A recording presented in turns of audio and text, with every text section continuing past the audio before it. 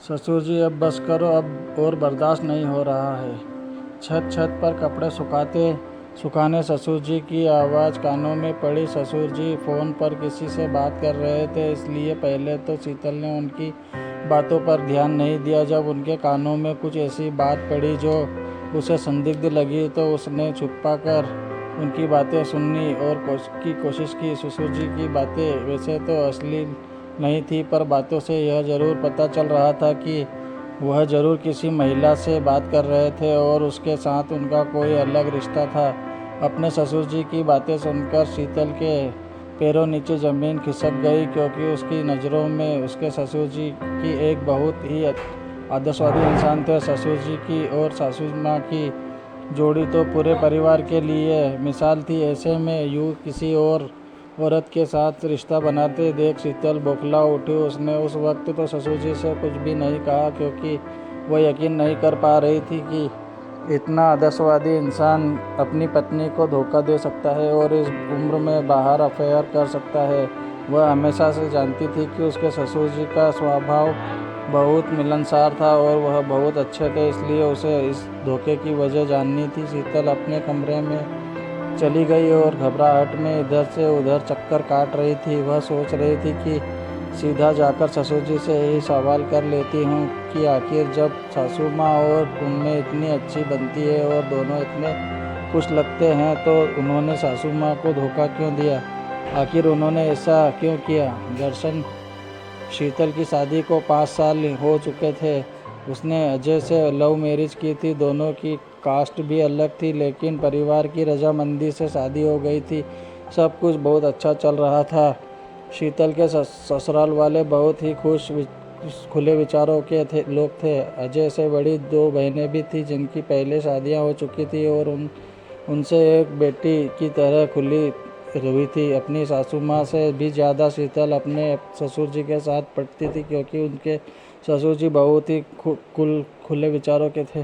सासू माँ यूँ तो अच्छी थी, पर बहुत हमेशा सासू बनकर ही रहती थी। उनका स्वभाव बहुत रौबदार था और वह हर वक्त अपना रुतबा दिखाती थी, इसलिए शीतल उनके व्यवहार को अधिकतर इग्नोर करती थी। उनका अपने ससुर जी के साथ बाप बेटी जैसा रिश्ता था और शीतल ही नहीं बल्कि पूरा परिवार ससुर जी की बहुत इज्जत करता था, क्योंकि उन्होंने पूरे जीवन में अपने बहुत संघर्ष किया था और हर हाल में सबको जोड़कर रखा था। लेकिन जब शीतल को अपने ससुर जी के इस सच के बारे में पता चला तो वह हैरान हो गई कि बाहर से इतनी आदर्शवादी लगने वाली इस जोड़ी के बीच में इतनी बड़ी दरार कैसे आ सकती है। कैसे ससुर जी अंदर से कितने खोखले हो सकते हैं?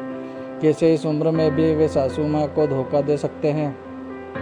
आखिर कैसे? यही कुछ विचार शीतल को चैन नहीं लेने दे रहे थे। उसने सोचा कि अगर मैं इस बात को टालूंगी तब भी बेचैन ही रहूंगी। ससुर जी की दोबारा वैसी इज्जत नहीं कर पाऊंगी। सासू माँ को भी यह बात बताना व्यर्थ है, क्योंकि उनकी सासू माँ तो वैसे भी अपनी किटी पार्टी में व्यस्त थी और अपनी सहेलियों के साथ बाहर गई थी। इसलिए शीतल सीधे अपने ससुर जी के कमरे में ही पहुंच गई। उसने दिन उनकी तबीयत थोड़ी ख़राब थी, इसलिए वह अपने कमरे में ही रेस्ट कर रहे थे।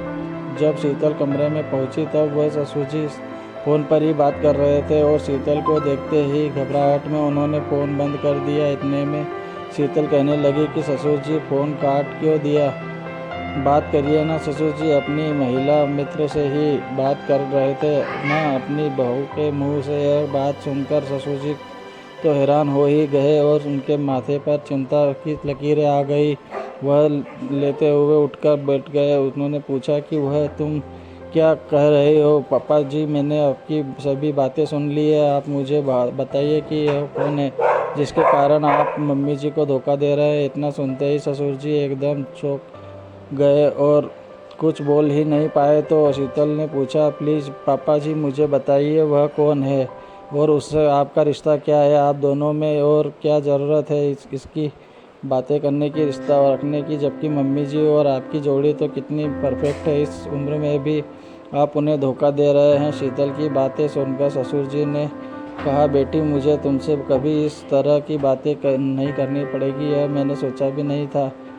पर जब आज तुमने जान ही लिया है तो पूरा सच सुनो। आज एक बाप अपना दर्द अपनी बेटी को सुना रहा है, तुम भी सिर्फ एक बेटी की नज़रिया से सोचना। और इतना कहकर ससुर जी ने अपनी व्यथा सुनाना शुरू किया और वे बोले कि जब मेरी शादी हुई थी तब हमारे पास इतने पैसे नहीं थे, यहाँ तक कि खुद का घर भी नहीं था। किराए के मकान में रहने से लेकर यहाँ इस बंगले में आने तक का सफ़र बड़ी मेहनत से और संघर्ष से तय किया है। हाँ, उस सफ़र में तुम्हारी सास भी मेरे साथ थी, वह अच्छी भी थी है, लेकिन उसमें हमेशा एक कमी रही है। उसने कभी मुझे समझने की कोशिश नहीं की, मेरे मन की जानने का या मेरे बारे विचारों को बैठकर सुनने का उसके पास वक्त नहीं था। शुरू में मैं उसे समझता था कि पति पत्नी एक दूसरे के बहुत अच्छे दोस्त भी हो सकते हैं, अपना दर्द भी बांट सकते हैं, बैठकर एक दूसरे से बात भी कर सकते हैं, लेकिन उससे हमेशा मेरे मन को अनदेखा किया और मेरी बातों पर भी कभी गौर नहीं किया। शाम को थका हारा पति जब घर पर लाता है तब चाहता है कि उसकी पत्नी प्यार से उसके पास बैठकर उनसे प्यार के दो मीठे बोल बोले, उनके मन की व्यथा सुने, लेकिन मेरी पत्नी ने कभी ऐसा नहीं किया। उसे तो बस बात बात पर अपना रोब दिखाने आता था। परिवार वालों के सामने उसे पति को नीचा दिखाना होता था। ऐसे तो वह मेरी बेइज्जती नहीं करती, लेकिन मुझे तो खास इज्जत भी नहीं देती। उसने हमेशा ऐसे ही जताया कि वह सब कुछ और मैं कुछ भी नहीं हूँ। न जाने यह कैसा स्वभाव है। मैंने उसे बहुत बार प्यार से उसे समझाया कि इस तरह मत करा करो, बाद में तुम्हारी हंसी उड़ाते हैं पर वह नहीं समझ पाती। उसे हर वक्त रोब झाड़ना ही सही लगता था, इसलिए धीरे धीरे मैंने उसे बोलना ही छोड़ दिया। मन ही मन में रख कर लेता था, क्योंकि ज़्यादा बोलो तो झगड़े होते थे और माँ बाप की लड़ाई का बच्चों पर गलत असर होता है, इसलिए चुप रहना ही मुझे सही विकल्प लगा। मैंने पूरा जीवन केवल पैसे कमाने पर ही ध्यान दिया और सफल भी हुआ, लेकिन जैसे जैसे पैसे आए मैडम के सुख भी बड़े होते गए। मैडम ने इतनी ज्वाइन कर ली, नई नई सहेलियां बना ली, घूमने फिरने लगी, पिकनिक पार्टी, यह सब उनकी ज़िंदगी का एक अहम हिस्सा बन गए। इस तरह बढ़ चढ़कर पैसों की नुमाइश करना मुझे पसंद नहीं था, पर क्या करता, किसे कहता। धीरे धीरे मेरे मन में एक रिक्तता आ गई। हम दोनों के बीच बहुत दूरियां आ गई, जिन्हें उसने कभी महसूस नहीं किया। बेटा, जब आदमी समझौता कर रहा होता है तब उसे कोई विकल्प मिल जाए तो वह कमज़ोर पड़ जाता है, और बस मेरे साथ भी यही हुआ है। समझौते का जीवन ही जी रहा था, लेकिन मेरी इस महिला मित्र के रूप में एक विकल्प मिल गया जहां मैं अपने सुख दुख बांट सकता हूं। उसके साथ भी वही हुआ जो मेरे साथ हुआ है। वह भी अपने पति के द्वारा अनदेखी की गई, बस मेरी तरह अपने सारे फ़र्ज अदा कर रही थी। मेरा उससे कोई नाजायज़ या गलत संबंध नहीं है। जैसे तुम्हारे दोस्त होते हैं वैसे ही वह भी एक मेरी दोस्त है, जिसके साथ में मैं अपने मन की हर बात कर सकता हूँ। हमारा बस मन का रिश्ता है, बहुत ही पवित्र। हम दोनों एक दूसरे मन की बात कर लेते हैं और मन हल्का कर लेते हैं। हम किसी का कोई नुकसान नहीं कर रहे हैं, न ही किसी के साथ कोई अन्याय कर रहे हैं। मुझे उससे बात कर कर सुकून मिलता है, और बस बात तुम्हारी सास ने कभी समझी ही नहीं, वह उसने समझी। बस यही मेरी गलती है।